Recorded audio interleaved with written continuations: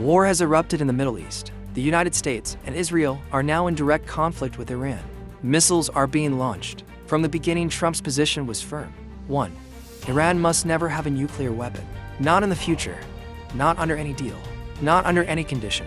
He did not want restrictions that expire after years. He did not want partial compliance.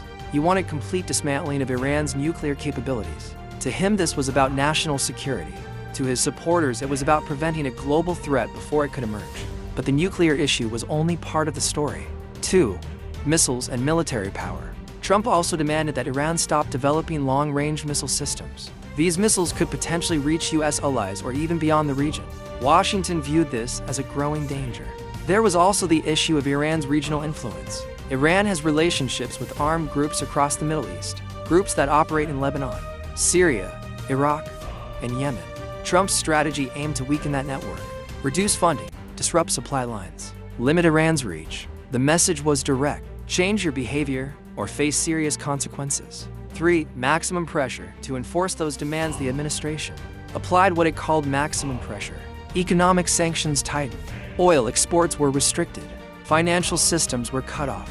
The goal was to squeeze Iran's economy until leaders returned to negotiations on new terms. At the same time, U.S. military forces increased their presence in the region.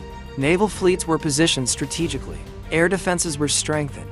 Diplomacy was still mentioned, but the tone was hard. Iran resisted those conditions. Tehran argued that the demands were too extreme. Talks stalled again and again. 4. The breaking point. Warnings grew sharper. Trump made it clear that military action was an option. Deadlines were hinted at. Red lines were drawn. Then the strikes began. What started as targeted attacks quickly triggered retaliation. Missiles were fired back. Allied forces became involved. Regional fronts opened. The situation escalated faster than many predicted. What was once political pressure became military confrontation. What was once strategic messaging became battlefield reality. 5. Where it stands now. So, what did Trump want from Iran? He wanted permanent nuclear disarmament. He wanted missile programs shut down. He wanted Iran's regional power reduced. Many believe he also wanted a weakened, those goals were presented as defensive measures. But when negotiations collapsed and both sides refused to step back, the conflict crossed a dangerous line. Now the United States and Israel are engaged in active war with Iran. Missiles are exchanged. Alliances are tested. Global markets react. This is no longer about statements or sanctions. This is open conflict. History shows that wars in this region rarely stay limited. One strike leads to another. One response triggers a larger reaction. What began as firm demands has escalated into full-scale confrontation.